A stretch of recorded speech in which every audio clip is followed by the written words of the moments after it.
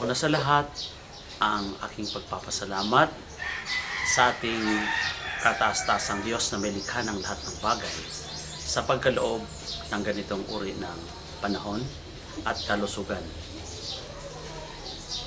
Narito po ako muli nananawagan sa lahat ng mga kamag-anak mula sa pamilya ng Lolo Antonino Corrigal Culiano at Tomasa Barsaga Core na sa darating na Mayo 20 ng taong kasalukuyan ay meron po tayong pagtitipon na gaganapin sa Hibating Beach, Sitio Hibating, Santa Maria, Presentacion, Camarines Sur.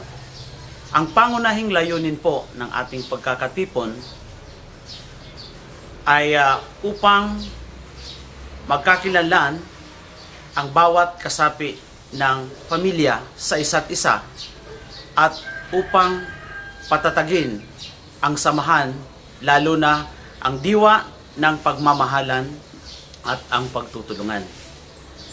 Sa panawagang ito, ang lahat ng kasapi ng nabanggit na pamilya ay inaanyayahan sa ating pagtitipon. Maraming salamat po.